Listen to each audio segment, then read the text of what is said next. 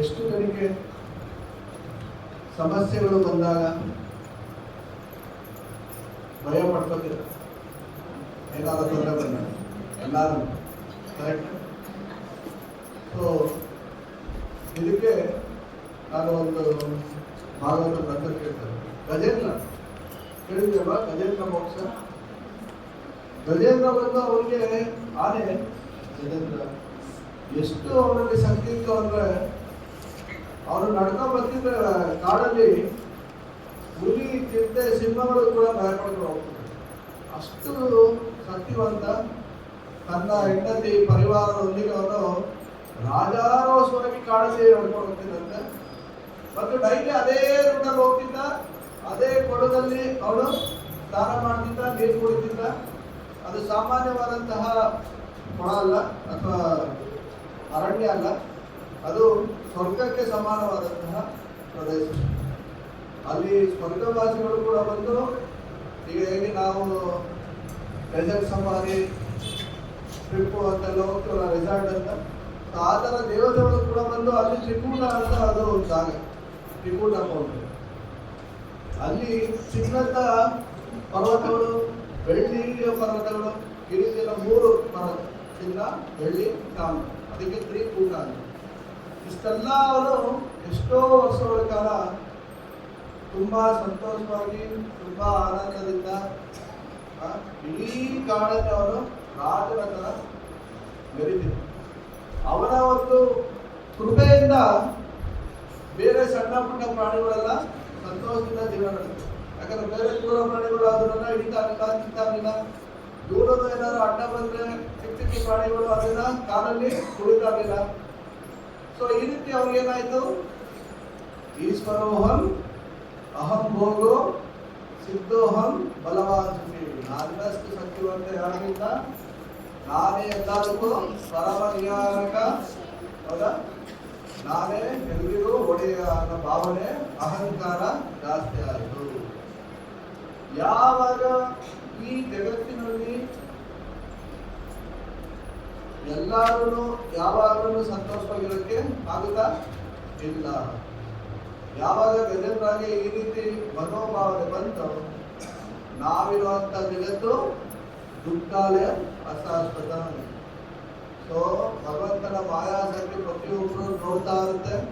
ದೈವೀ ಸರ್ವಮಯಿ ಮಮ ಮಾಯಾ ದುರತ್ಯ ಮಾಮೇವ ಹೇ ಪ್ರಪದ್ಯಂತೆ ಮಾಯಾ ಮೇತಾಂತರಂತಿದೆ. ಸೊ ಭಗವಂತನ ಮಾಯಾಸಕ್ತಿ ದುರ್ಗಾದೇವಿ ಪ್ರತಿಯೊಬ್ಬರಿಗೂ ಕೂಡ ಏನ್ ಮಾಡುತ್ತೆ, ಟೆಸ್ಟಿಂಗು, ಪನಿಷ್ಮೆಂಟು, ಪರೀಕ್ಷೆ ಅಥವಾ ಅವರ ಅಹಂಕಾರ ಇಳಿಸಕ್ಕೆ ಒಂದಲ್ಲ ಒಂದು ರೀತಿ ಅವ್ರಿಗೆ ಆ ಒಂದು ಸನ್ನಿವೇಶ ತರಿಸುತ್ತೆ. ಗಜೇಂದ್ರಾಗ ಅವತ್ತಿನ ದಿನ ಡೈಲಿ ಅದೇ ರೂಟೀನ್ ಫಾಲೋ ಮಾಡ್ತಿದ್ದ. ಆವತ್ತಿನ ದಿನ ಹೋಗಿ ನದಿಗೆ ಅವನು ಇಳಿದ, ಚೆನ್ನಾಗಿ ನೀರು ಕುಡಿದ್ಬಿಟ್ಟು ನನ್ನ ಸೊನ್ನಿಂದ ನನ್ನ ಮಕ್ಕಳಿಗೆ ಎಲ್ಲರಿಗೂ ಆ ನೀರನ್ನ ಸ್ಪೋರ್ಟ್ಸ್, ವಾಟರ್ ಸ್ಪೋರ್ಟ್ಸ್, ನೀರಿಗೆ ಆಟ ಆಡ್ತಿದ್ದ. ಅದೇ ಟೈಮ್ ಏನಾಯ್ತು, ಮೊಸಳೆ ಬಂದು ಅವ್ರ ಕಾಲ ಬಿಟ್ಟೋಗ್ಬಿಡ್ತು. ನೋಡಿ, ಎಲ್ಲರೂ ಪ್ರತಿನಿತ್ಯ ಎಲ್ಲ ಚೆನ್ನಾಗಿರುತ್ತೆ, ಅದೇನಾಗುತ್ತೆ ನಮ್ಗೆ ಗೊತ್ತಿಲ್ಲ, ಯಾವತ್ತೂ ಏನೋ ರಿವರ್ಸ್ ಆಗುತ್ತೆ. Okay, so every day we should prepare, we should mind set ಮಾಡ್ಕೋಬೇಕು. ಓಕೆ, ಸೊ ಎಲ್ಲರೂ ಚೆನ್ನಾಗಿ ಹೋಗ್ತಾ ಇಲ್ಲ ಅಂದ್ರೆ ಎಲ್ಲೋ ಸಮಸ್ಯೆ ಇದೆ. ನಾನು ಭಗವಂತನ ಮೇಲೆ ಹೆಚ್ಚಾಗಿ ಅವಲಂಬಿಸಬೇಕು. ಓ ಭಗವಂತ, ಆಕ್ಚುಲಿ ನನಗೆ ಇಷ್ಟೊಂದು ಸೌಕರ್ಯನ ಅನುಭವಿಸಕ್ಕೆ ನನಗೆ ಯಾರೇ ಅರ್ಹತೆ ಇಲ್ಲ.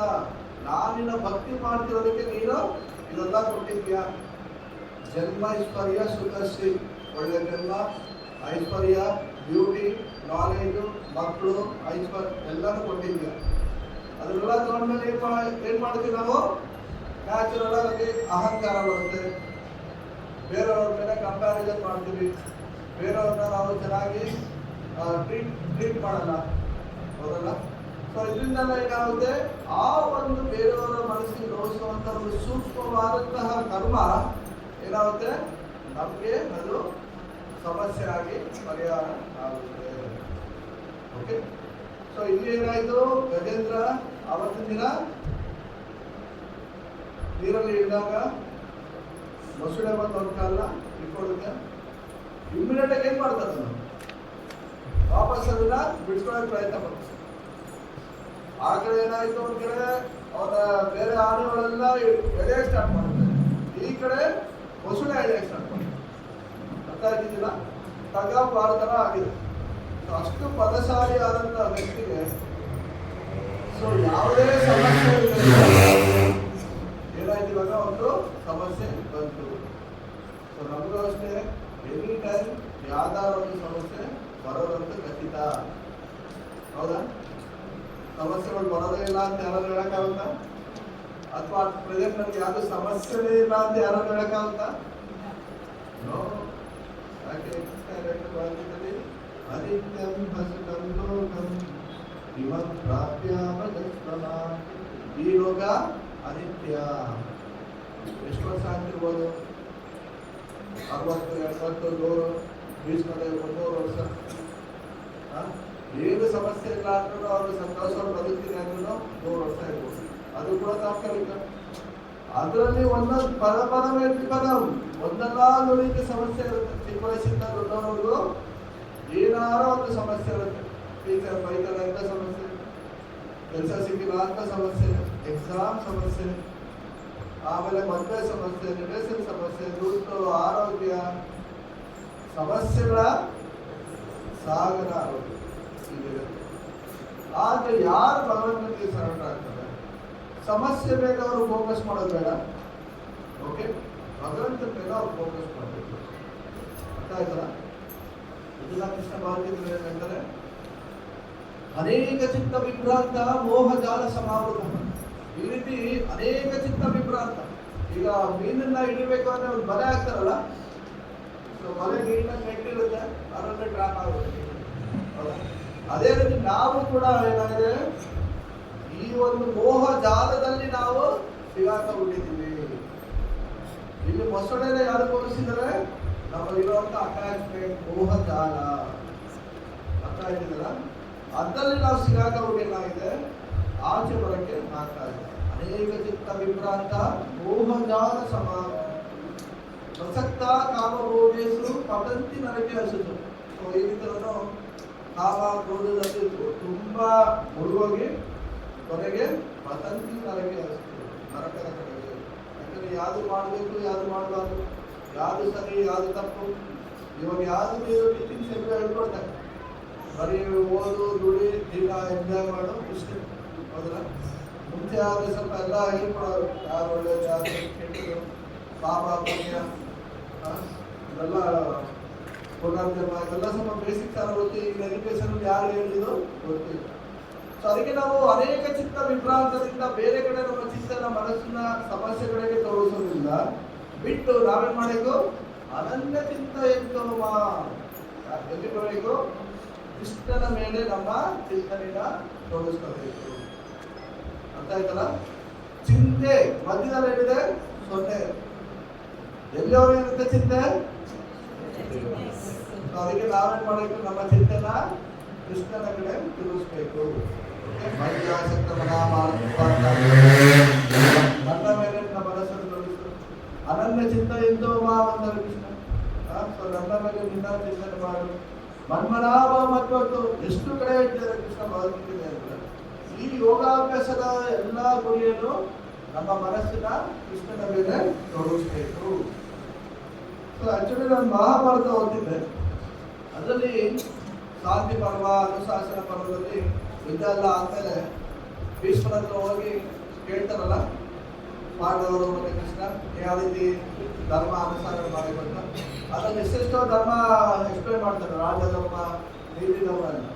ಅದರಲ್ಲಿ ಒಂದು ಪಾಯಿಂಟ್ ಹೇಳ್ತಿದ್ದಾರೆ ಭೀಷ್ಮದೇ, ಎಲ್ಲಾ ತೀರ್ಥಕ್ಷೇತ್ರಗಳಿಗಿಂತ ಶ್ರೇಷ್ಠವಾದದ್ದು ಪರಿಶುದ್ಧ ಮನಸ್ಸು. ಯಾರ ಮನಸ್ಸು ಪರಿಶುದ್ಧವಾಗಿದೆಯೋ ಅದು ನಿಜವಾಗಿ ಕೃಷ್ಣನ ಅಟ್ರಾಕ್ಟ್ ಮಾಡುತ್ತದೆ. ಅರ್ಥ ಆಯ್ತಲ್ಲ?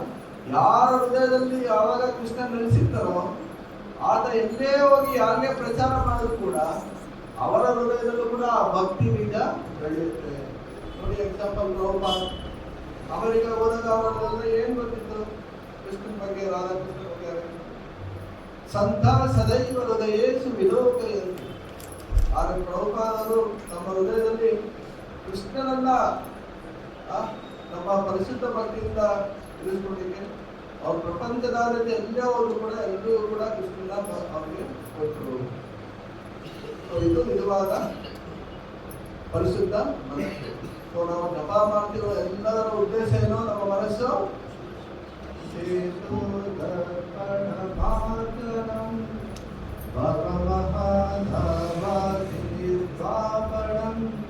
ಶ್ರೇಯ ಕೈರವ ಚಂದ್ರಿಕಾ ವಿತರಣಂ ವಿದ್ಯಾ ವಧು ಜೀವನಂ ಆನಂದ ಬುದ್ಧಿವರ್ಧನಂ ಪ್ರತಿಪದಂ ಪೂರ್ಣಾಮೃತ ಸ್ವಾದನಂ ಸರ್ವಾತ್ಮಾಸ್ತಪನಂ ಪರಂ ವಿಜಯತೆ ಶ್ರೀಕೃಷ್ಣ ಸಂಕೀರ್ತನಂ.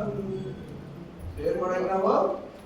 ಶ್ರೀಕೃಷ್ಣ ಸಂಕೀರ್ತನಂ. ಹರೇ ಕೃಷ್ಣ ಹರೇ ಕೃಷ್ಣ ಕೃಷ್ಣ ಕೃಷ್ಣ ಹರೇ ಹರೇ, ಹರೇ ರಾಮ ರಾಮ ರಾಮ ಹರೇ ಹರೇ.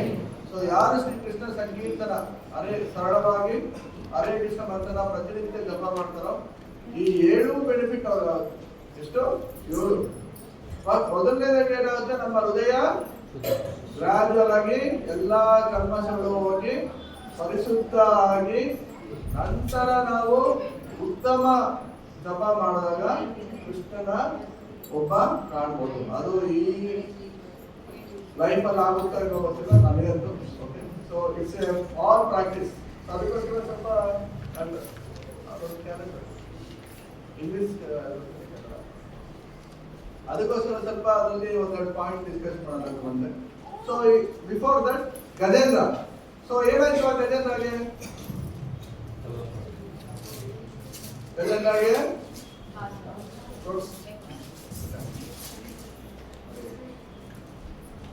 ಮೊಸಳೆ ಬಿಡ್ತಾ ಇಲ್ಲ, ಇವನು ಪ್ರಯತ್ನ ಮಾಡೋದು ಬಿಡ್ತಾ ಇಲ್ಲ. ನೋಡಿ ಎಷ್ಟು ತನ್ನ ಸ್ವಪ್ರಯತ್ನದಿಂದ ಅವನು ಪ್ರಯತ್ನ ಪಡ್ತಾನೆ ಅಂದ್ರೆ 1000 ವರ್ಷಗಳ ಕಾಲ ಈ ತರ ಇಬ್ರು ಸೆಣಸಾಟ ಮಾಡ್ತಾರೆ. ಎಷ್ಟು? 1000 ವರ್ಷ. ಓಕೆ, ಅಲ್ಲಿವರೆಗೂ ಎಲ್ಲ ದೇವತೆಗಳು ಎಲ್ಲರೂ ನಿಂತ್ಕೊಂಡು ನೋಡ್ತಾರೆ ಬೇರೆ. ಗಜೇಂದ್ರ ತನ್ನ ಸಂಪೂರ್ಣ ಪ್ರಯತ್ನ ಪಡ್ತಿದ್ದಾರೆ. ಆದ್ರೆ ಅವನು ಕೇಳಿ ಗೊತ್ತಾಯ್ತು, ಇನ್ನು ಮೇಲೆ ನನಗೆ ಆಗಲ್ಲ. ಸೊ ನಮ್ಮ ಪರಿಸ್ಥಿತಿ ಅದೇ ತರ. ಫಸ್ಟ್ ನಾವು ಸಮಸ್ಯೆ ಬಂದಿದೆ, ಕೃಷ್ಣನ ಹತ್ರ ಹೋಗ್ತೀವ, ನಾವು ಪ್ರಯತ್ನ ಪಡ್ತೀವ. ಸೊ ಹಾಗಾದ್ರೆ ಕೃಷ್ಣ ಅಲ್ಲಿಯವರು ಸುಮ್ಮನೆ ಇರ್ತಾರೆ. ಓಕೆ, ನಾವು ಜಪ ಮಾಡಬೇಕಾದ್ರೆ ಅಷ್ಟೇ, ನಾವೇನೋ ಯೋಚನೆ ಮಾಡ್ಕೊಂಡು ಜಪ ಮಾಡ್ತಾರೆ. ಕೃಷ್ಣನ್ ಪಾಡ ಅವ್ನ ಪಾಡ ಇರ್ತಾರೆ, ನಮ್ಮ ಹತ್ರ ಅವನು ಅಟೆನ್ಷನ್ ಕೊಡೋದು.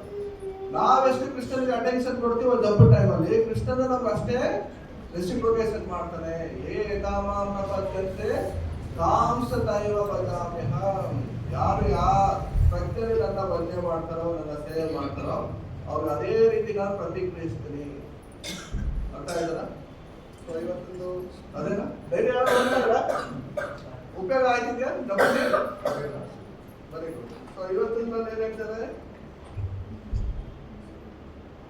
ಈ ಯುಗದ ಮಂತ್ರ ಪ್ರೇಮ ಮಂತ್ರ ಅಂತ ಹೇಳ್ತಾರೆ. ಹರೇ ಕೃಷ್ಣ ಮಂತ್ರ ಏನ್ ಹೇಳ್ತಾರೆ? ಪ್ರೇಮ ಮಂತ್ರ, ರಾಧಾಕೃಷ್ಣರ ಮಂತ್ರ, ಯುಗಲ ಕಿಶೋರ. ಪ್ರಾಮಾಣಿಕತೆಯಿಂದ ಪ್ರೇಮದಿಂದ ಜಪಿಸಿದರೆ, ಕೃಷ್ಣನನ್ನ ಕರೆದರೆ ಪ್ರತಿಕ್ರಿಯೆ ದೊರೆಯುತ್ತದೆ. If you really want to call Krishna, we should chant with love. ನಾವು ಕೃಷ್ಣನ ಇವಾಗ ಏನ್ ಮಾಡ್ತಾರೆ, ಬೇಗ ಮುಗಿಬೇಕು ಅಂತ ಜಪ ಮಾಡ್ತಾ ಇದೀವಿ. ಎಲ್ಲಿ ಪ್ರೀತಿ ಹಾಳಾಯ್ತದೆ? ಕೃಷ್ಣ ಏನ್ ಹೇಳ್ತಿದ್ದಾರೆ? ಪತ್ರಂ ಪುಷ್ಪಂ ಪರಂತೋಯಂ ಯೋಮೇ ಭಕ್ತ್ಯ ಪ್ರಯತ್ನಿಸಿ. 2 ಸರಿ ಪ್ರಭುಪಾದ ಅನುವಾದ ಹೇಳ್ತಾರೆ 9.26 ಅಲ್ಲಿ. ಕೃಷ್ಣ ಇಲ್ಲಿ 2 ಸರಿ ಭಕ್ತಿನ ವ್ಯಕ್ತ ಮಾಡಿದ್ರು. ಅಂದ್ರೆ ನಾವು ಒತ್ತಿ ಮನಸ್ಸಿಗೆ ಹೇಳ್ತಾ ಇರ್ಬೇಕು ಜಪ ಮಾಡಬೇಕಾದ್ರೆ. ಓಕೆ, ಸೊ ಮನಸ್ಸು ಎದೋ ನಿಶ್ಚಲತಿ ಮನಶ್ಚಂಚಲ ಮಸ್ತಿರಂ. ಮನಸ್ಸು ತನ್ನ ಚಂಚಲ ಸ್ವಭಾವದಿಂದ ಎಲ್ಲೆಲ್ಲೇ ಓಡಾಡಿ ನಾವು ಅದನ್ನ ಏನ್ ಮಾಡಬೇಕು, ವಾಪಸ್ಸು ಜಪದ ಕಡೆ ತರಬೇಕು. ಒಂದೊಂದು ಜ್ಞಾಪನ ಇಟ್ಕೊಬಿಡಿ ಫಾರ್ಮುಲಾ. ನಿಮ್ಮ ಜಪ ಮಾಡ್ಬೇಕಾದ್ರೆ ನೀವು ಬೇರೆ ಯೋಚನೆ ಮಾಡ್ತಿದ್ದೀರಾ ಅಂದ್ರೆ ನೀವು ಜಪ ಕೇಳಿಸ್ಕೊತಾ ಇಲ್ಲ ಅಂತ ಅರ್ಥ ಆಯ್ತಲ್ಲ? ಜಪ ಮಾಡಬೇಕಾದ್ರೆ ಬೇರೆ ನಿಮ್ಮ ಮನಸ್ಸಿನಲ್ಲಿ ನಿಮ್ಮ ಫ್ಯಾಮಿಲಿ ಮ್ಯಾಟರೋ ಅಥವಾ ಬೇರೆ ಮ್ಯಾಟರೋ ಅಥವಾ ಕೃಷ್ಣನ್ ಸೇವೆನೂ ಕೂಡ ಮೈಂಡ್ ಅಲ್ಲಿ ಬರ್ತಿದೆ ಅಂದ್ರೆ ಜಪ ನೀವು ಕೇಳಿಸ್ಕೊತಾ ಇಲ್ಲ. ಈ 2 ಅವರು ಕೃಷ್ಣನ ಜೊತೆ ಪರ್ಸನಲ್ ಅವರ್ ಕಾಂಟ್ಯಾಕ್ಟ್ ವಿತ್ ಕೃಷ್ಣ. ಆ ಟೈಮಲ್ಲಿ ಈಗ ಮನೇಲಿ ಒಂದು ಫೆಸ್ಟಿವಲ್ ನಡೀತಾ ಇದೆ ಅನ್ಕೊಳ್ಳಿ, ಯುಗಾದಿ ಹಬ್ಬ ಇದೆಯಾ ಈ ವಾರ, ಯುಗಾದಿ ಹಬ್ಬ ನಮ್ಮನೇಲಿ ಈಗ ಅದೇ ಆಗ್ತಿದೆ. ಹುಡುಗರು 10th ಓದೋದು. ಇಷ್ಟು ದಿನ ಓದಿರ್ಲಿಲ್ಲ, ಈಗ ಎಲ್ಲ ಸಲ ಓದ್ತಿದ್ದಾರೆ. ಮನೇಲಿ ಯಾರು ಬಂದ್ರು ಕೂಡ ರಿಲೇಷನ್ಸ್ ಅಥವಾ ಮೊನ್ನೆ ಹಬ್ಬದ ಟೈಮಲ್ಲಿ ಏನಾರು ಸ್ವಲ್ಪ ಎಂಗೇಜ್ ಆಗಿ ಅಂದ್ರೆ ಸೊ ಅದನ್ನ ಹೇಳ್ತಾರೆ. ಸೊ ಏನಕ್ಕೆ ದೃಶ್ಯ ಹೇಳಿದ್ರು ಅಂದ್ರೆ ಜಪ is like A festival every day. Okay, so ಹೃದಯ ವೃಂದಾವನ ಅಂದ್ರೇನು? ನಿತ್ಯೋತ್ಸವ. ಓಕೆ, ಆ ಫೆಸ್ಟಿವಲ್ ಟೈಮಲ್ಲಿ ಮನೆಯಲ್ಲಿ ಯಾರು ಒಬ್ರು ಎಂಜಾಯ್ ಮಾಡ್ತಿಲ್ಲ ಅಥವಾ ಅವರ ಕೆಲಸದಲ್ಲಿ ಅವರೇ ಬಿಸಿ ಅವರೇ ಅಂದ್ರೆ ಏನಾಗುತ್ತೆ? ದೊಡ್ಡವ್ರಿಗೆ ಬೇಜಾರಾಗುತ್ತೆ.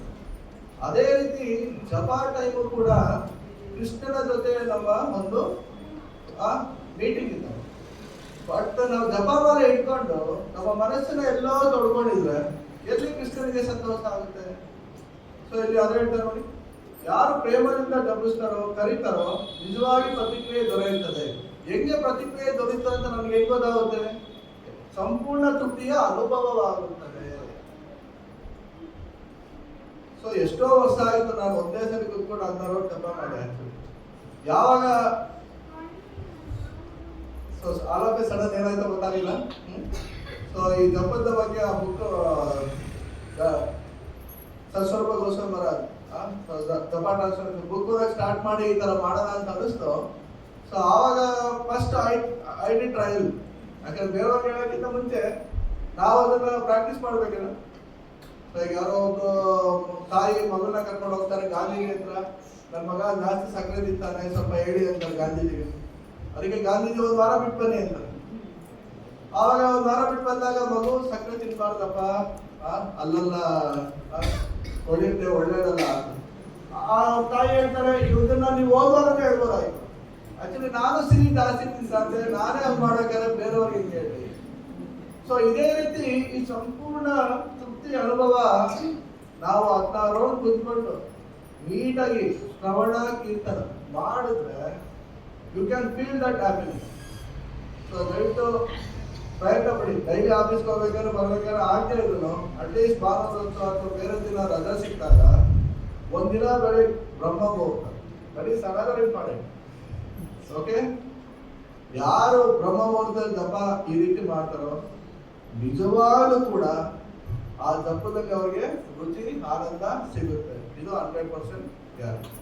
ಯಾಕಂದ್ರೆ ಪ್ರಭುಪಾದ ಆಗಲಿ, ಚೈತನ್ಯ ಮಹಾಪ್ರಭು ಆಗಲಿ, ಚೇತೋದರ್ಪಣ ಆಗಲಿ, ಪರಮ ವಿಜಯ ಶ್ರೀಕೃಷ್ಣ ಸಂಕೀರ್ತನ ಅಂತ ಹೇಳ್ತೀರಂದ್ರೆ ಬರೀ ಜಪ ಅಲ್ಲ, ಪರಿಶುದ್ಧವಾದ ಜಪ ಅವ್ರು ಹೇಳ್ತಾರೆ. ಬರೀ ಹರೇ ಕೃಷ್ಣ ಜಪಿಸಿ ಅಂತಲ್ಲ, ಪರಿಶುದ್ಧ ನಾಮನ ಜಪಿಸಿ. ಸೊ ಅದಕ್ಕೆ ಇದು ಉಳಿದ ಹಾಕಿಲಿ ಸ್ಪಷ್ಟವಾಗಿ ಜಪಿಸಿ, ಗಮನವಿಟ್ಟು ಆಲಿಸಿ, ಶುದ್ಧ ನಾಮಕ್ಕಾಗಿ ಪ್ರಾರ್ಥಿಸಿ. ಇಲ್ಲ ಅಂದ್ರೆ ಏನಾಗುತ್ತೆ, ಪ್ರಭುಪಾದ ಅವರು ಒಂದು ಉದಾಹರಣೆ ಕೊಡ್ತಾರೆ. ಜೇನುತುಪ್ಪದ ಬಾಟ್ಲ್ ಇದೆ, ಅದ್ರ ಮೇಲೆ ಇರುವೆ ನೊಣ ಕಾಸು ಬರುತ್ತಾ? ಅದೇನ್ ಮಾಡುತ್ತಾ ಅಲ್ಲಿರೋ ಅಷ್ಟು ಸ್ವಲ್ಪ ನೆಕ್ಕುತ್ತೆ. ಆದ್ರೆ ಆ ಕ್ಯಾಪನ್ನ ಓಪನ್ ಮಾಡಿ ಸೊ ನಾವು ತಗೊಂಡ್ರೆ ಎಷ್ಟು ರುಚಿ ಇದೆ.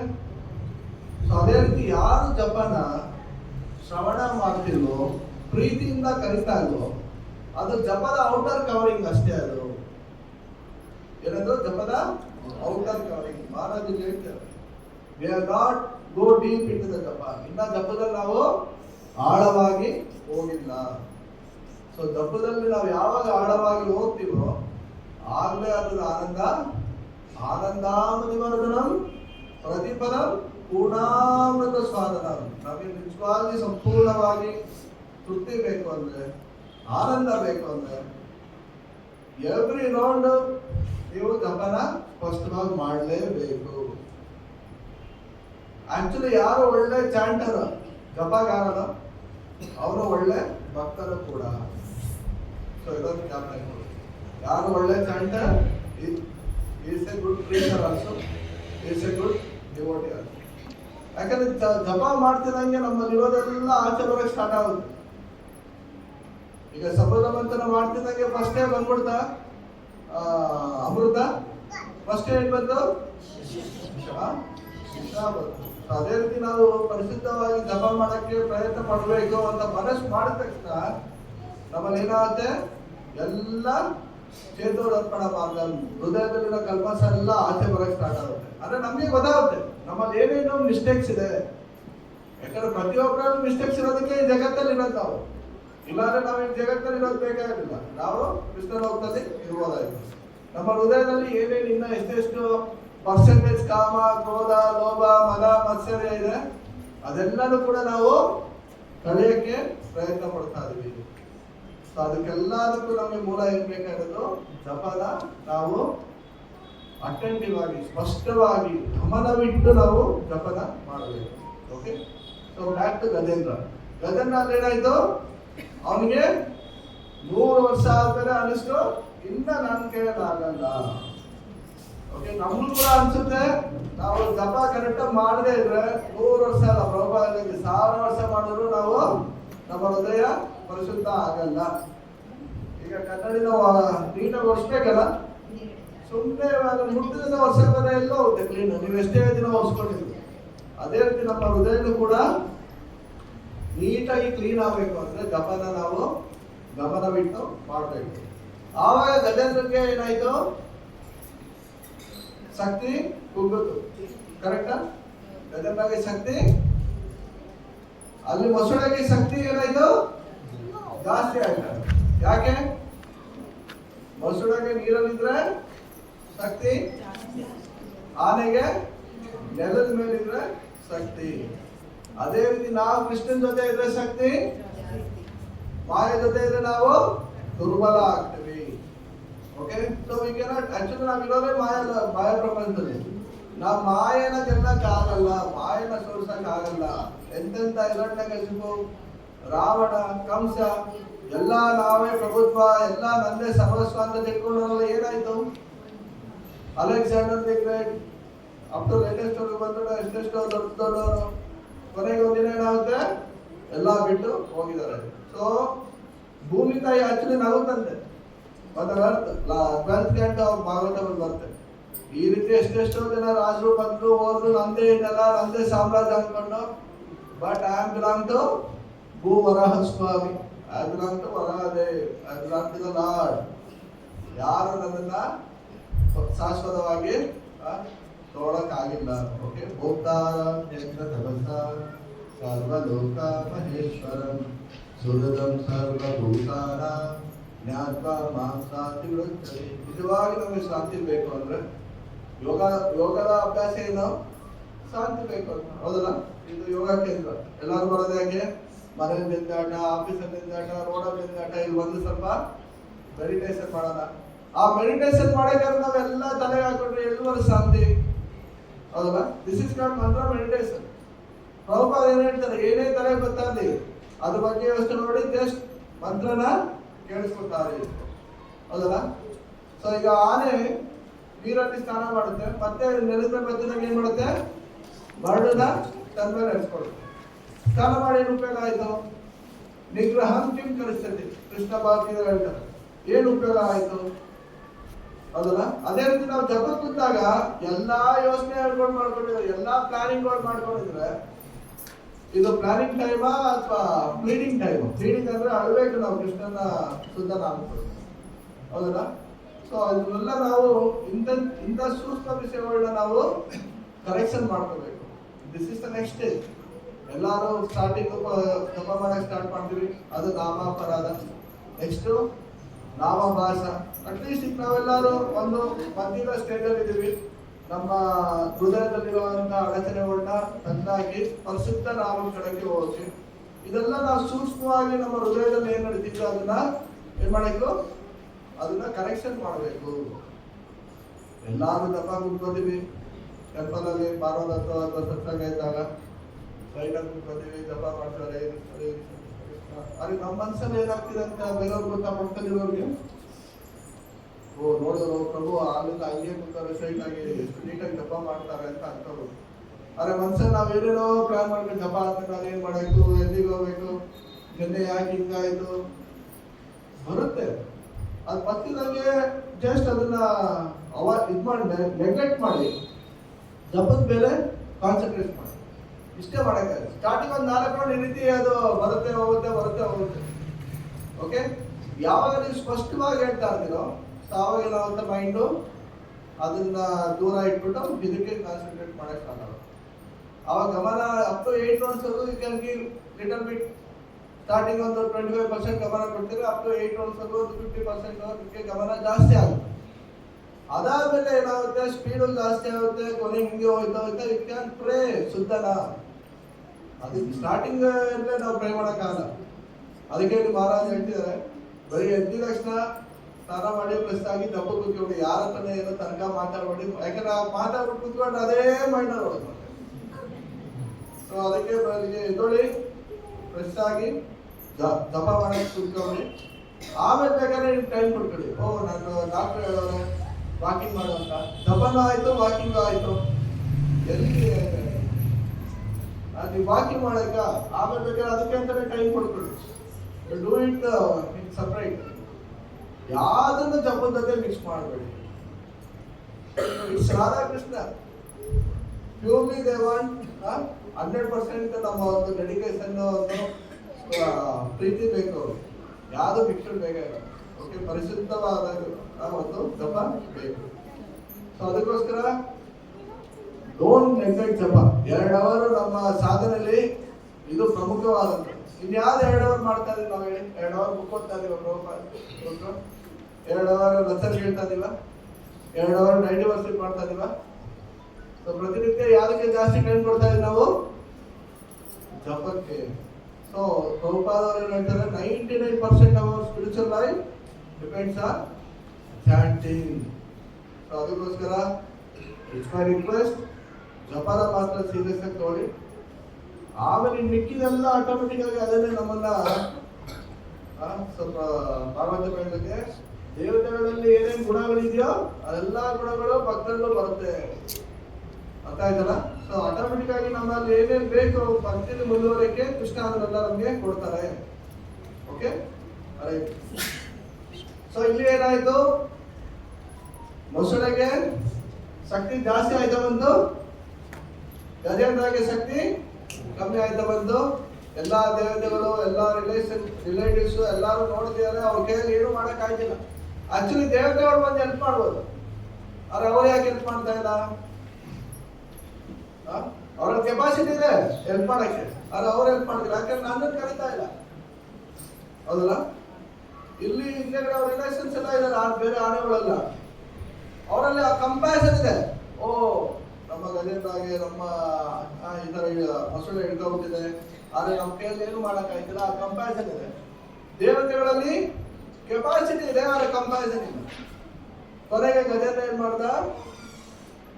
7.28 ದೇಶಾಂತಗತಂ ಪಾಪಂ ಜನನ ಪುಣ್ಯ ಕರ್ಮಣ. ದೇಶಾಂತಗತಂ ಪಾಪಂ, ಯಾರ ಪಾಪಗಳು ಅಂತ ಆಗಿದೆಯೋ, ದೇಶಾಂತಗತಂ ಪಾಪಂ ಜನನಾ ಪುಣ್ಯ ಕರ್ಮಣ, ಅವರು ಹಿಂದೆ ಮತ್ತು ಇವಾಗ ಪುಣ್ಯ ಕರ್ಮ ಮಾಡಿದ್ರೆ ನನ್ನ ಭಕ್ತಿ ಅಲ್ಲ, ನನ್ನ ಸ್ಮರಣೆ ಮಾಡ್ತಾರೆ ಅಂತ ಕೃಷ್ಣ. ಓಕೆ, ಸೊ ಆವಾಗ ಏನಾಯ್ತು? ಗಜೇಂದ್ರ ಹಿಂದಿನ ಲೈಫಲ್ಲಿ ಅವನು ದೊಡ್ಡ ಭಕ್ತ ಆಗಿದ್ದ ಆಕ್ಚುಲಿ. ಓಕೆ, ಆವಾಗ ಅವನಿಗೆ ಏನಾಯ್ತು? ಭಗವಂತನ ಪ್ರಾರ್ಥನೆ ಮಾಡಕ್ ಸ್ಟಾರ್ಟ್ ಮಾಡ್ತಾರೆ. ಓಕೆ, ಓ ದೇವೋತ್ತಮ ಪರಪುರುಷ, ಓ ಭಗವಂತ, ದಯವಿಟ್ಟು ಬಂದು ನನ್ನನ್ನು ರಕ್ಷಿಸು, ನನ್ನನ್ನು ಕಾಪಾಡು. ಆದ್ರೆ ಅಲ್ಲಿ ಒಂದು ಪರ್ಟಿಕ್ಯುಲರ್ ಆಗಿ ನೇಮ್ ಮೆನ್ಷನ್ ಮಾಡ್ತಿಲ್ಲ ಗಜೇಂದ್ರ. ನಾರಾಯಣನ, ವಿಷ್ಣುನ ಅಥವಾ ದೇವತೆಗಳು. ದೇವತೆಗಳು ಯಾಕೆ ಬಂದಿಲ್ಲ ಅಂದ್ರೆ ನನ್ನನ್ನು ಕರೀತಾ ಇಲ್ಲ, ಅವ್ನು ಯಾರನ್ನ ಕರೀತಾರೋ ನಮ್ಗೆ ಗೊತ್ತಿಲ್ಲ ಅಂತ ದೇವತೆಗಳು. ನೋಡ್ತಿದಾಗ ಏನಾಯ್ತು? ಭಗವಂತ ತನ್ನ ಗರುಡವಾಹನದಲ್ಲಿ ಬಂದು ನಿಂತ್ಕೊತಾನೆ. ಯಾವಾಗ ಗರುಡವಾಹನದಲ್ಲಿ ಬಂದು ನಿಂತ್ಕೋತಾನೋ ಆವಾಗ ದೇವತೆಗಳೆಲ್ಲ ಆಶ್ಚರ್ಯ ಆಗುತ್ತೆ. ಇದೇನಿದು ಗಜೇಂದ್ರ ಇಷ್ಟೊಂದು ಪ್ರಾರ್ಥನೆ ಮಾಡಿದ್ರು ಸುಪ್ರೀಂ ಪರ್ಸನ್ ಇದೆ. ಯಾಕಂದ್ರೆ ಯಾರು ಭಕ್ತ ಒಂದು ಕಷ್ಟದಲ್ಲಿದ್ರೆ ಯಾರು ಒಬ್ರು ಹೆಲ್ಪ್ ಮಾಡ್ತಾರೆ ಅಂತ ಕೃಷ್ಣ ವೇಟ್ ಮಾಡ್ತಿರ್ತಾನೆ. ಇಲ್ಲಿ ಏನಾಯ್ತು? ಆ ದೇವತೆಗಳೆಲ್ಲ ಇದ್ರೂ ಕೂಡ ನನ್ನ ಭಕ್ತಕ್ಕೆ ಹೆಲ್ಪ್ ಮಾಡಲಿಲ್ಲ ಅಂತ ಕೃಷ್ಣನಿಗೆ ಒಂದ್ ಕಡೆ ದಿಗುಪ್ಸೆ ಉಂಟಾಗುತ್ತೆ. ಅದಕ್ಕೆ ಅವ್ರು ತಪ್ಪು ಮಾಡಿದವ್ರು ಅರಿವಾಗುತ್ತೆ. ಅಲ್ಲಿ ವಿಷ್ಣು ಬರ್ತಿದ್ದಂಗೆ ವಿಷ್ಣುಗೆ ಯಾರೋ ತಪ್ಪು ಮಾಡಿದ್ರೆ ಏನ್ ಮಾಡ್ತಾರೆ? ಹೋಗ್ಬಿಟ್ಟು ತಲೆ ಬಗ್ಗಿಸ್ತಾರೆ, ಸಮಸ್ಯೆ ಇರ್ತಾರೆ. ಆದ್ರೆ ಕೃಷ್ಣ ಅವ್ರು ಯಾರ ಬಗ್ಗೆನೂ ಕೂಡ ಆ ಟೈಮಲ್ಲಿ ಏನ್ ಮಾಡಿದ್ರು? ಅವ್ರಿಗೆ ಅಟೆನ್ಷನ್ ಕೊಡ್ಲಿಲ್ಲ. ಏನ್ ಮಾಡಿದ್ರು? ಇಮಿಡಿಯೇಟ್ ಆಗಿ ಸುದರ್ಶನ ತಗೊಂಡು ಮೊಸಳಿನ ತಲೆನ ಕತ್ತರಿಸ್ತಾರೆ. ಸೊ ಇದರಿಂದ ನಾವೇನ್ ತಿಳ್ಕೋಬೇಕು? ನಮ್ಮನ್ನ ರಕ್ಷಿಸಕ್ಕೆ ಇರುವಂತ ಏಕೈಕ ವ್ಯಕ್ತಿ ಯಾರು? ಭಗವಂತ ಒಬ್ಬನೇ. ಸರ್ವಧರ್ಮಾನ್ ಪರಿತ್ಯಜ್ಯ ಮಾಮೇಕಂ ಶರಣಂ ವ್ರಜ ಅಹಂ ತ್ವಾಂ ಸರ್ವ ಪಾಪೇಭ್ಯೋ ಮೋಕ್ಷಯಿಷ್ಯಾಮಿ ಮಾ ಶುಚಃ. ಕೃಷ್ಣ ಹೇಳ್ತಾರೆ, ಅಹಂ ತ್ವಾಂ ಸರ್ವ ಪಾಪೇಭ್ಯೋ, ಅವ್ರು ಎಷ್ಟೇ ಪಾಪ ಮಾಡಿರ್ಲಿ ಅದೆಲ್ಲರೂ ಕೂಡ ನಾನು ಕ್ಷಮಿಸ್ಬಿಡ್ತೀನಿ. ಈಗ ಮಗ ಅವನೇನೇ ತಪ್ಪಾಡಿರ್ಲಿ ತಂದೆ ಏನ್ ಮಾಡ್ತಾರೆ? ಕ್ಷಮಿಸ್ತಾರಲ್ಲ. ಇನ್ನ ಕೃಷ್ಣನ ಹೃದಯ 1000 ತಂದೆಯರಷ್ಟು ಇನ್ನ ಅಕ್ಕರೆಯಿಂದ ಮನೋಭಾವದಿಂದ ಇನ್ನು ಅವನು ನಮ್ಮ ಇರುವಂತಹ ಅನರ್ಥಗಳನ್ನ, ಅಪರಾಧಗಳನ್ನ ಅವ್ನು ಕನ್ಸಿಡರೇ ಮಾಡಲ್ಲ. ಓಕೆ, ಯಾರು ಅವನ ಪ್ರೀತಿಯಿಂದ ಹೇ ಕೃಷ್ಣ, ಏ ಯಾದವ, ಏ ಮಾಧವ ಅಂತ ಕರೆದ್ರು ಸಾಕು, ಈ ವಿಲ್ ಪ್ರೊಟೆಕ್ಟ್. ಸೊ ನಾವೇನ್ ಮಾಡಬೇಕು? ಸಮಸ್ಯೆಗಳು ಬಂದಾಗ, ಸಂಕಟ ಬಂದಾಗ, ಬರೀ ಸಂಕಟ ಬಂದಾಗ ಮಾತ್ರ ಸ್ಮರಣೆ ಮಾಡಕ. ಸೊ ಇಲ್ಲಿ ಗಜೇಂದ್ರ ಅಷ್ಟು ಸುಲಭವಾಗಿ ಅವನು ಸ್ಮರಣೆ ಮಾಡಿಲ್ಲ. ಅವನ ಹಿಂದಿನ ರೂಪದಲ್ಲಿ ಅಷ್ಟೆಲ್ಲ ಭಕ್ತಿ ಮಾಡಲಿಕ್ಕೆ ಅವನಿಗೆ ಈಸಿ ಆಯ್ತು. ಈಗ ಎಕ್ಸಾಮ್ ಇದೆ ಅಂದ್ಬಿಟ್ಟು ಅವ್ನು ವರ್ಷ ಮುಂದೆ ಓದಿಲ್ಲ ಅಂದ್ರೆ ಇವಾಗ ಈಸಿ ಆಗುತ್ತಾ? ಇಲ್ಲ. ಅದೇ ರೀತಿ ನಾವು ಭಗವಂತನ ಶ್ರದ್ಧಾಪೂರ್ವಕವಾಗಿ ನಾವು ಸ್ಮರಣೆ ಮಾಡಬೇಕು ಅಂದ್ರೆ ಅದಕ್ಕೆ ಪ್ರಾಕ್ಟೀಸ್ ಮಾಡಬೇಕು. ಸೊ ಇಲ್ಲಿ ಗಜೇಂದ್ರ ಏನ್ ಮಾಡ್ದ, ಬರೀ ಭಗವಂತನ ಒಂದು ಗುಣಗಾನ ಮಾಡೋ ಹೊರತು ಭಗವಂತನ ನಾಮನ ಅವನು ಹೇಳಿಲ್ಲ, ನಾರಾಯಣ ವಿಷ್ಣು. ಆದ್ರೆ ಅಲ್ಲಿ ಅಜಾಮಿಳ ಏನ್ ಮಾಡ್ದ, ನಾರಾಯಣ ನಾರಾಯಣ ಅಂತ ಕರೆದ. ಆದ್ರೆ ಯಾ ನಾರಾಯಣನ್ ಕರೆದ? ಅವರ ಮಗನ ಕರೆದ. ಆದ್ರೆ ಭಗವಂತ ಏನ್ ಮಾಡ್ದ, ಇಲ್ಲಿ ಗಜೇಂದ್ರ ನಾನು ಎಷ್ಟು ಹೇಳಲೇ ಇದ್ರು ಪರವಾಗಿಲ್ಲ, ಅವನು ಭಕ್ತಿಯಿಂದ ಪ್ರಾರ್ಥನೆ ಮಾಡ್ದ. ಅಲ್ಲಿ ಅಜಾಮಿಳ ನಾನು ಎಷ್ಟು ಕರೆದ, ಆದ್ರೆ ಅಲ್ಲಿ ಭಕ್ತಿ ಇರಲಿಲ್ಲ. ಆದ್ರೆ ಪೂತನ ಏನ್ ಮಾಡಿದ್ಲು, ನಾಮನು ಕರೆದಿಲ್ಲ, ಗುಣಗಾನನು ಮಾಡಲಿಲ್ಲ. ಆದ್ರೆ ಕೃಷ್ಣನ ತಾಯಿ ತರ ವೇಷ ಹಾಕೊಂಡಿತ್ತು. ಕರೆಕ್ಟಾ? ಮದರ್ ಹೌದಾ? ಅವ್ರು ನೋಡಕ್ಕೆ ಅವಾಗ ಪೂತನ ರೋಹಿಣಿ ಮಾತ ತರ ಕಾಣಿಸ್ತಿದ್ದಾರೆ. ಯಾರ ತರ? ರೋಹಿಣಿ ಮಾತ. ಸೊ ಆದ್ರೆ ಕೃಷ್ಣ ಏನ್ ಮಾಡಿದ್ರು, ಭಕ್ತರ ತರನೇ ಈಕೆ ಇದ್ದಾಳೆ. ಅಜಾಮಿಳ ನನ್ನ ನಾಮನ ಕರೆದ, ಗಜೇಂದ್ರ ನನ್ನ ಗುಣಗಾನ ಮಾಡ್ದ ಅಂತ ಕೃಷ್ಣ ಏನ್ ಮಾಡಿದ್ರು, ಎಲ್ಲರಿಗೂ ಕೂಡ ಅವರವರ ಇಚ್ಛೆಯಂತೆ ಅವ್ರಿಗೆ ಭಗವತ್ ಪ್ರೇಮನ ಕೊಟ್ಟರು. ಸೊ ಇದರಿಂದ ನಾವೇನ್ ತಿಳ್ಕೊಬೇಕು, ಅಜಾಮಿಳ ಎಷ್ಟೆಲ್ಲ ಪಾಪ ಕಾರ್ಯ ಮಾಡಿದ್ರು, ಗಜೇಂದ್ರ ಎಷ್ಟೆಲ್ಲ ಗರ್ವಪಟ್ಟ, ಪೂತನ ಎಷ್ಟೆಲ್ಲ ಕೆಟ್ಟದ್ ಮಾಡಿದ್ರು. ಆದ್ರೆ ಅವರಲ್ಲಿ ಇದ್ದಿದ್ದು ಏನೇನು ಗುಣ, ಒಂದೊಂದೇ ಗುಣ. ಯಾರಾದ್ರು ಪೂತನದಲ್ಲಿ ಬಂದಿದ್ದ ಉದ್ದೇಶ ಏನು, ವಿಷ ಕೊಡಕ್ಕೆ. ಆದ್ರೆ ಅವಳ ಡ್ರೆಸ್ ಯಾರಿಗಿತ್ತು ರೂಪ, ತಾಯಿ ತರ. ಕೃಷ್ಣ ಏನ್ ನೋಡಿದ್ರಲ್ಲಿ 99 ಕೆಟ್ಟದ್ ನೋಡಿಲ್ಲ, ಒಂದೇ ಒಂದು ಒಳ್ಳೇದು ನೋಡಿದ್ರು. ಅದು ಕೃಷ್ಣನ ಗುಣ. ಹೇ ಕೃಷ್ಣ ಕರುಣಾ ಸಿಂಧು ದೀನವಂತೋ ಜಗತ್ಪತಿ. ನೋಡಿ, ಕರುಣಾ ಸಿಂಧು is the ocean of mercy. ಗುಣಾಣವ is the ocean of good quality. ಆದ್ರೆ ನಾವೇನ್ ಮಾಡ್ತೀವಿ, 99 ಒಳ್ಳೆದನ್ನ ಮರ್ತೋಗಿ ಒಂದು ಕೆಟ್ಟದನ್ನು ನೋಡ್ತೀವಿ. ಪ್ರಭು ಪ್ರಸಾದ ಬಡಿಸಿರ್ತಾರೆ, ಪ್ರಭು ಇನ್ನೇನು ಹೆಲ್ಪ್ ಮಾಡಿರ್ತಾರೆ, ಅದೆಲ್ಲ ಮರ್ತೋಗಿರ್ತೀವಿ. ಏನೋ ಅವತ್ತೊಂದಿನ ಏನಾರು ಬೈದ್ರು ಅಂದಿದ ತಕ್ಷಣ ಬರೋದೇ ನಿಲ್ಲಿಸ್ಕೊಡ್ತೀವಿ, ಹೌದಲ್ಲ? ಅಥವಾ ರಿಲೇಷನ್ಸ್ ಅಲ್ಲಿ ಚೆನ್ನಾಗಿರ್ತೀವಿ, ಏನೋ ಒಂದು ಮಾತು ಆಡಿದಕ್ಕೆ ಸಂಬಂಧನೇ ಹೊರಟೋಗುತ್ತೆ. ಸೊ ಈ ರೀತಿ ನಮಗೂ ಭಗವಂತನಿಗೆ ಇರೋಂಥ ವ್ಯತ್ಯಾಸ ಏನು ಅಂದ್ರೆ, ಭಗವಂತ ಎಲ್ಲರಲ್ಲೂ ಬರೀ ಒಳ್ಳೇದ ನೋಡ್ತಾನೆ ಹೊರತು ಕೆಟ್ಟದನ್ನ ಅವರು ನೋಡಲ್ಲ. ಆದ್ರೆ ನಾವು ಎಲ್ಲರನ್ನು, ಇವನ್ ದೇವತೆಗಳು ಕೂಡ ಅಷ್ಟೇ. ನೋಡಿ, ಗಜೇಂದ್ರಗೆ ಅವ್ರು ಹೆಲ್ಪ್ ಮಾಡಿಲ್ಲ, ನೋಡೋಣ ಅವನು ಯಾವ ರೀತಿ ಬರ್ತಾವಂತಾನೆ. ಲೈಕ್ IPL ಮ್ಯಾಚ್ ಅಲ್ಲಿ ಫೈನಲ್ ನಡಿಬೇಕಾದ್ರೆ ಯಾರು ಗೆಲ್ತಾರೆ ನೋಡೋಣ ನಂತರ ಆ ಕಡೆ ದೇವತೆಗಳು, ಈ ಕಡೆ ಆನೆ ಪರಿವಾರದವರು ನೋಡ್ಕೊಂಡಿದ್ದಾರೆ.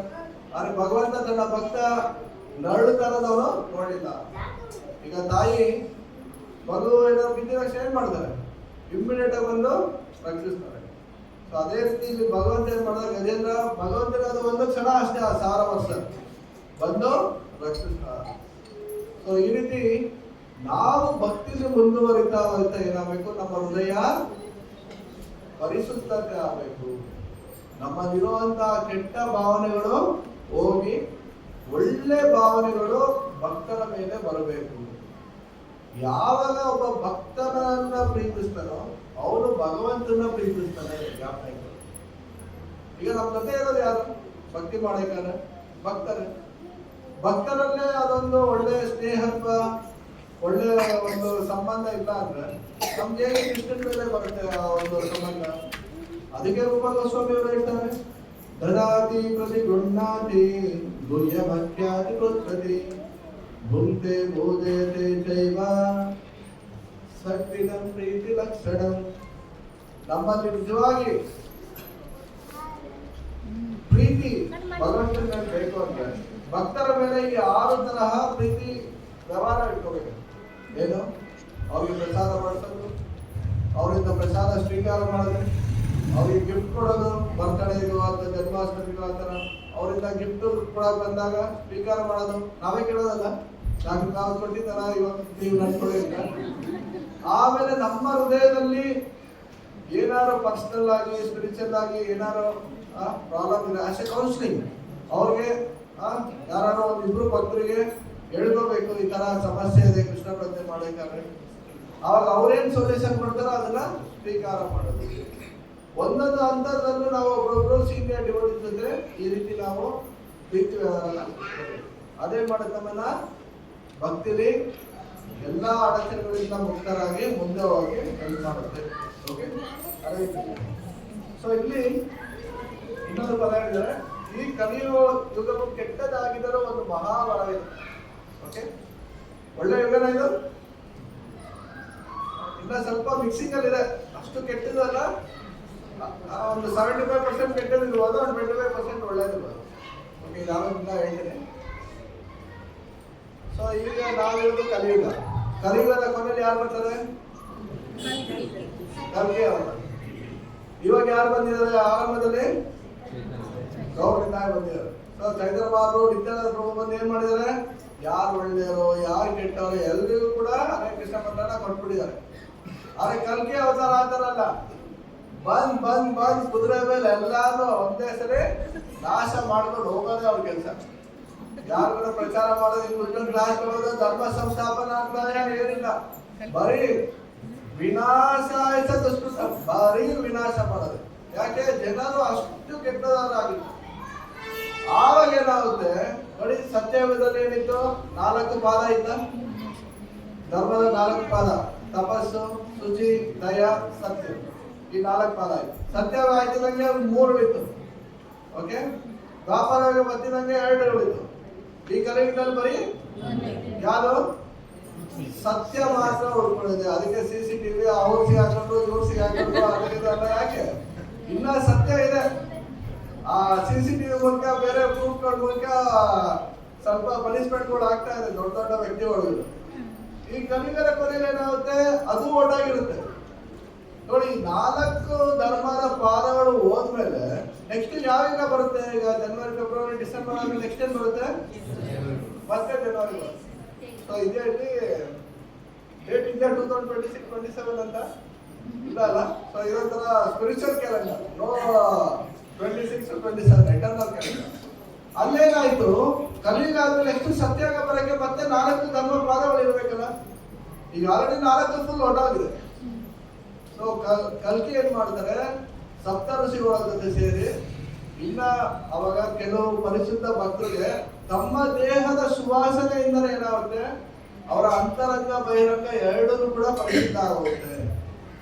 ಅವಾಗ ಏನಾಗುತ್ತೆ? ಸುಂದರವಾದ ಸತ್ಯಯುಗ ಸ್ಟಾರ್ಟ್ ಆಗುತ್ತೆ. ಬಹಿರಂಗವಾಗಿ ಎಲ್ಲರೂ ಕೂಡ ಸತ್ಯಯುಗ ತರ ಪರಿಶುದ್ಧವಾಗಿರುತ್ತೆ. ಮತ್ತೆ ಯಾರು ಭಕ್ತರು ಸಪ್ತ ಋಷಿಗಳು ಇರ್ತಾರೋ ಅವರೆಲ್ಲರೂ ಮತ್ತೆ ಈ ಧರ್ಮದ 4 ಪಾದನ ಅನುಸರಿಸಕ್ಕೆ ಸ್ಟಾರ್ಟ್ ಮಾಡ್ತಾರೆ ನೋಡಿ. ಒಂದೊಂದು ಯುಗದಲ್ಲಿ ಒಂದೊಂದು ಕಮ್ಮಿ ಆಗಿದ್ದು ಏಕದಮ್ 4 ಮತ್ತೆ ಸ್ಟಾರ್ಟ್ ಆಗ್ಬೇಕಂದ್ರೆ ಎಷ್ಟು ಪವರ್ಫುಲ್ ಆಗಿರ್ಬೇಕು ಕಲ್ಕಿ ಅವತಾರ. ಮೊನ್ನೆ ನೋಡಿದ್ರೆ ನರಸಿಂಹ ಅವತಾರ ಮೂವಿ ಚೆನ್ನಾಗಿತ್ತ. ನೆಕ್ಸ್ಟ್ ಬರುತ್ತೆ ಕಲ್ಕಿ ಅವತಾರನು, ಪರಶುರಾಮ ಅವತಾರ. ಸೊ ಎಲ್ಲರೂ ಯಾವ ರೀತಿ ಬೇಕು ವಿತ್ AI, ಸೊ ಆ ರೀತಿ ಟೆಕ್ನಾಲಜಿ ಇದೆ. ಅದನ್ನ ನಾವು ಕೃಷ್ಣ ಸೇವೆಯಲ್ಲಿ ಉಪಯೋಗಿಸ್ಕೊಂಡ್ರೆ ಸೊ ರಿಯಲಿ ನಮಗೆ ಕೃಷ್ಣ ಪ್ರಜ್ಞೆಗೆ ಹೆಲ್ಪ್ ಆಗ್ತದೆ.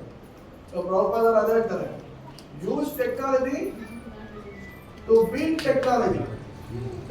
ಇದೆಲ್ಲ ಮಾಡಿದ್ದು ಆಲ್ಮೋಸ್ಟ್ ನಾವು ChatGPT, Gemini ಇದೆಲ್ಲ ಮಾಡಿದ್ದು ನೋಡಿ. ಇದೆಲ್ಲ ಮೆಟಾದ ಫೀಚರ್ಸ್ ಇದೆ.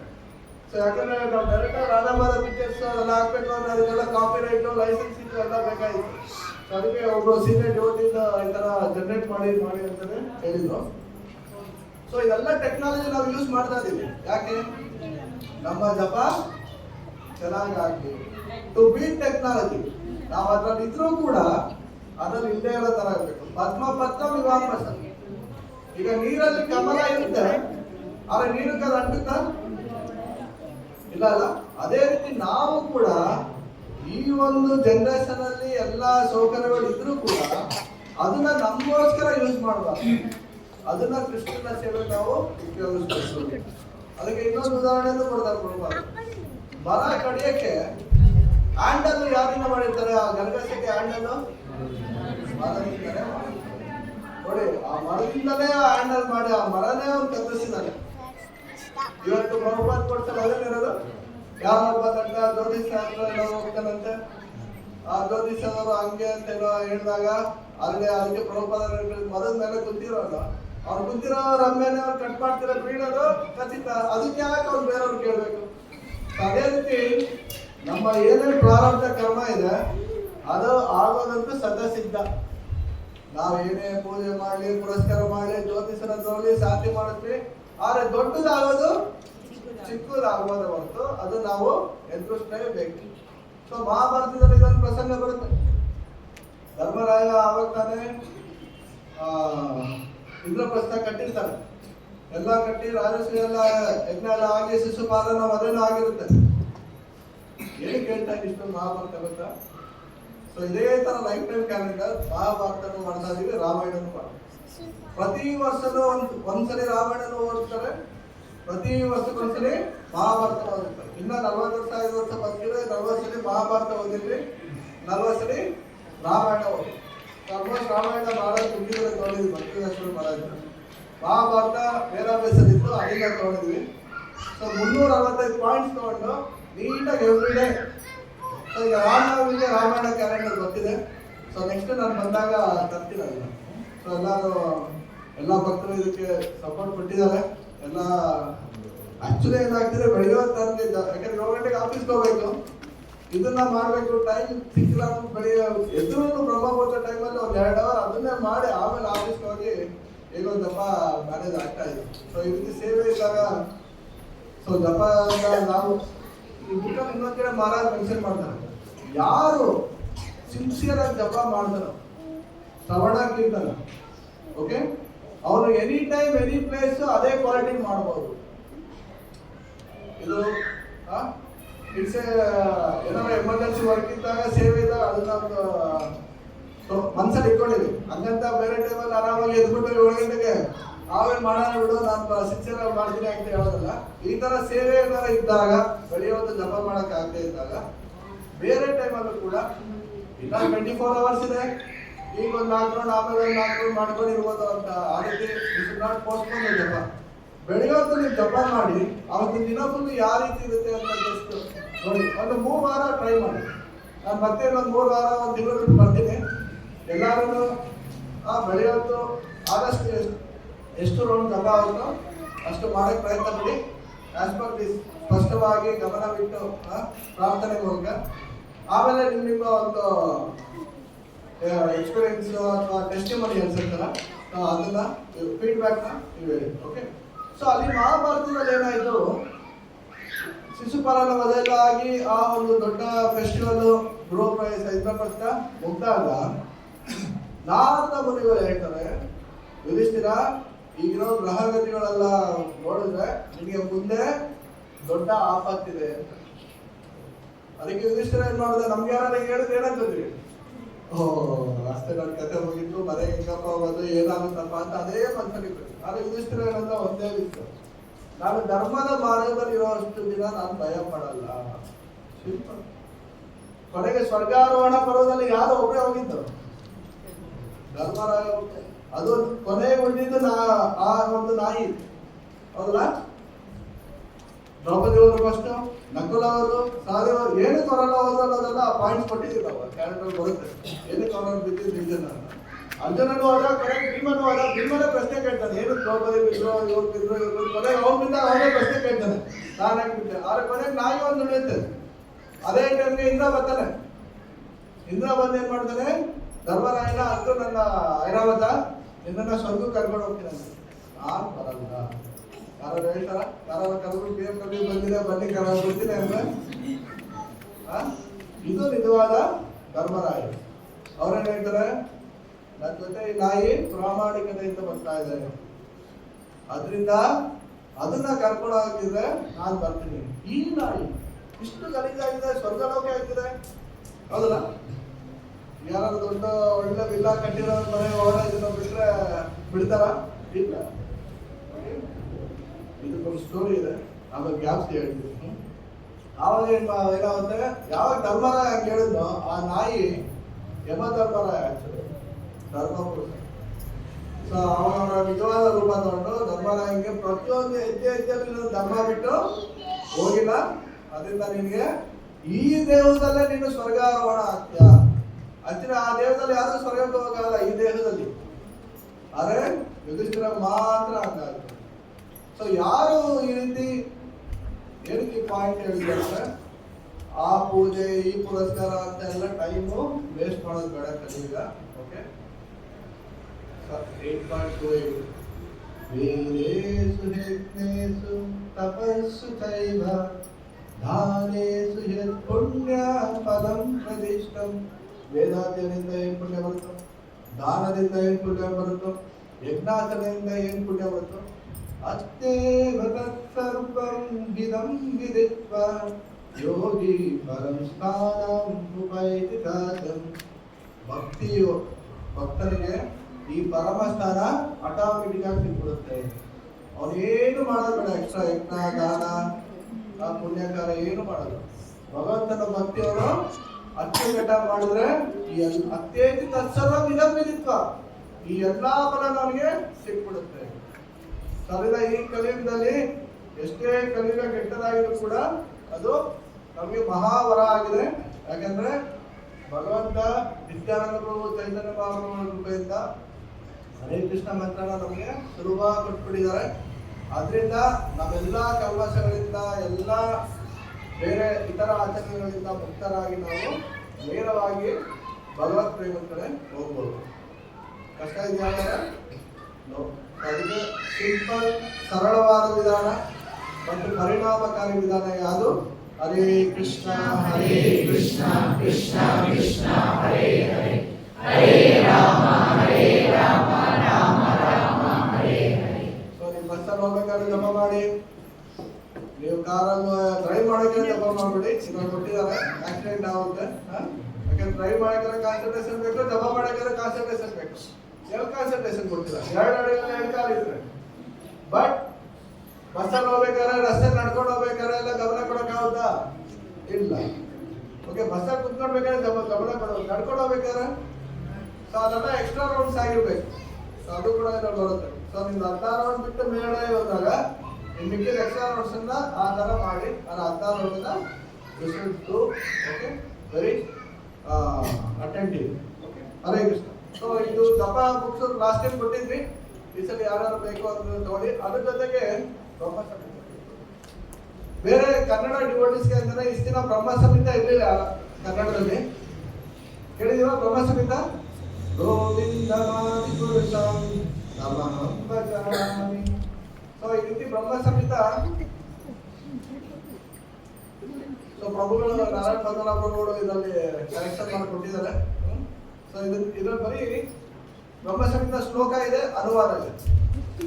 ಬ್ರಹ್ಮ ಸಂಹಿತೆಯ ಆಯ್ದ ಶ್ಲೋಕಗಳು ನಾವು ಅಭಿಷೇಕ ಟೈಮಲ್ಲಿ ಯಾವ್ದು ಶ್ಲೋಕ ಹೇಳ್ತೀವೋ, ಬ್ರಹ್ಮ ಸಂಹಿತದಲ್ಲಿ ಇಂಗ್ಲಿಷ್ ಅಲ್ಲಿ ಎಷ್ಟೊಂದು ಶ್ಲೋಕ ಇದೆ, ಆದ್ರೆ ಅದನ್ನೆಲ್ಲ ನಾವು ಪ್ರಾರ್ಥನೆ ಮಾಡಲ್ಲ ಭಗವಂತನ ಅಭಿಷೇಕ ಟೈಮಲ್ಲಿ. ಸೊ ಅದನ್ನು ಮಾತ್ರ ನಾವು ಇದರಲ್ಲಿ ಕೊಟ್ಟಿದ್ದೀವಿ. ಒಂದು 29 ಶ್ಲೋಕಸ್ ಇದೆ. ಸೊ ಯಾರು ಡೈಲಿ ಬ್ರಹ್ಮ ಸಂಹಿತನ ಪ್ರಾಕ್ಟೀಸ್ ಮಾಡೋಕ್ಕಿದ್ರು ಕೂಡ ಇದು ಅನುಕೂಲ ಆಗುತ್ತೆ. ಇಲ್ಲಿ ಅದೇ ಕೊಟ್ಟಿದ್ದಾರೆ. ಬ್ರಹ್ಮ ಸಂಹಿತೆಯ ಸಂಪೂರ್ಣ ಗ್ರಂಥವು ಈಗ ಲಭ್ಯವಿಲ್ಲ, ಆದ್ರೆ 5ನೇ ಅಧ್ಯಾಯ ಮಾತ್ರ ಇದೆ. ಚೈತನ್ಯ ಮಹಾಪ್ರಭುಗಳು ದಕ್ಷಿಣ ಭಾರತದಲ್ಲಿ ಪ್ರಚಾರಕ್ಕಾಗಿ ಬಂದಾಗ ಕೇರಳದ ಆದಿಕೇಶವ ದೇವಸ್ಥಾನದಲ್ಲಿ ಈ ಪುಸ್ತಕ ಸಿಕ್ತು. ಇದು ಭಕ್ತರಿಗೆ ಬಹಳ ಮುಖ್ಯವಾದಂತಹ ಪುಸ್ತಕ. ಚೈತನ್ಯ ಮಹಾಪ್ರಭು ಯಾವಾಗಲೂ ಇದನ್ನ ಮತ್ತೆ ಇನ್ನೊಂದು ಪುಸ್ತಕ ಎರಡೂ ಕೂಡ ಯಾವಾಗಲೂ ಜೊತೆಲೇ ಇಟ್ಕೊಳ್ಳೋದು. ಓಕೆ, ಯಾರು ಬೇಕು ಅಂದ್ರೆ ನೋಡಿ. ಸೊ ಇಲ್ಲಿ ಇದು ಒಂದು ಪಂಚ ತತ್ವ ಭಾವಾಮೃತ. ಇಷ್ಟು ದಿನ ಕೇಳಿದ್ವಿ ಜೈ ಶ್ರೀ ಕೃಷ್ಣ ಚೈತನ್ಯ. ಚೈತನ್ಯ ಮಹಾಪ್ರಭು ಯಾರು? ಕೃಷ್ಣ. ನಿತ್ಯಾನಂದ ಪ್ರಭು ಯಾರು? ಬಲರಾಮ. ಅದ್ವೈತ ಪ್ರಭು ಯಾರು? ಮಹಾವಿಷ್ಣು ಮತ್ತು ಶಿವನ ಒಂದು ಕಂಬೈನ್ಡ್ ಇನ್ಕರ್ನೇಷನ್. ಗದಾಧರ ಪಂಡಿತ ಯಾರು?